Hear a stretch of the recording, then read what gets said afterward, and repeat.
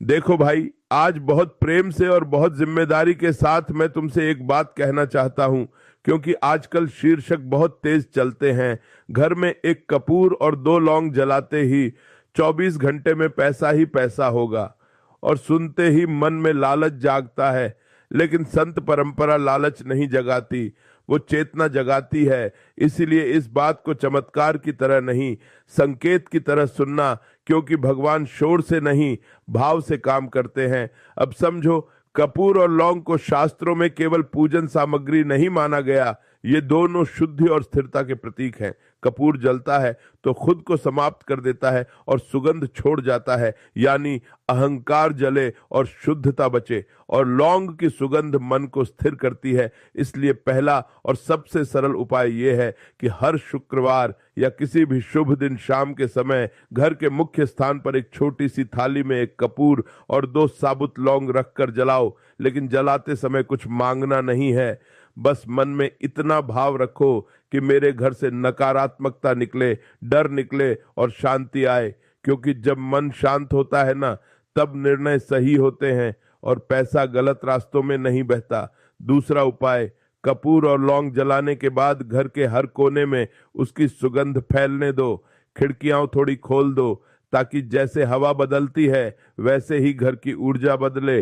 क्योंकि गरीबी केवल पैसे की कमी नहीं होती, वातावरण की भी कमी होती है। तीसरा उपाय, ये काम करते समय घर में झगड़ा, तेज आवाज, गाली गलौज बिल्कुल न हो। क्योंकि जहां वाणी अशुद्ध होती है वहां कोई भी उपाय टिकता नहीं, और लक्ष्मी जी विशेष रूप से शांति पसंद करती हैं।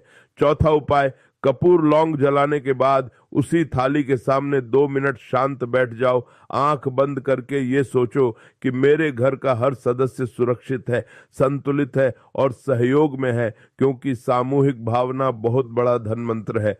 पांचवा उपाय, ये प्रक्रिया सप्ताह में 1 या 2 बार ही करो, रोज रोज नहीं। क्योंकि अति भी अव्यवस्था को जन्म देती है और संतुलन ही लक्ष्मी का स्वभाव है। अब लोग पूछते हैं, महाराज 24 घंटे में क्या होगा? तो सुनो, 24 घंटे में नोटों की बारिश हो ये जरूरी नहीं, लेकिन 24 घंटे में ये जरूर होता है कि मन हल्का होता है, डर कम होता है, खर्च को लेकर होश आता है, और कई बार रुका हुआ फोन, रुका हुआ काम या रुका हुआ अवसर चल पड़ता है। और यही असली शुरुआत होती है।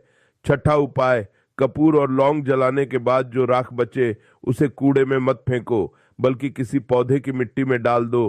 क्योंकि जो शुद्ध बची है उसे प्रकृति को लौटा देना भी एक संस्कार है।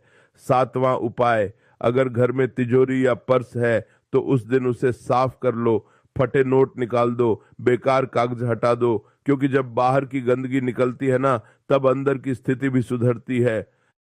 आठवां उपाय, ये सब करते हुए अगर घर में स्त्रियों का अपमान, माता पिता की उपेक्षा या गलत कमाई चल रही है, तो साफ समझ लो कि कोई कपूर, कोई लौंग काम नहीं करेगी। क्योंकि शास्त्र साफ कहता है, जहां नारी दुखी होती है वहां लक्ष्मी नहीं टिकती, और जहां बड़ों का आशीर्वाद नहीं होता वहां धन ठहरता नहीं। अब एक बहुत गहरी बात समझ लो, कपूर और लौंग जलाना असल में तुम्हें यह याद दिलाने का उपाय है कि मैं अपने घर की ऊर्जा को महत्व दे रहा हूं, मैं लापरवाही में नहीं जी रहा। और जब आदमी सजग हो जाता है ना, तब नुकसान रुकते हैं, और जहां नुकसान रुकता है वहीं से संपन्नता शुरू होती है।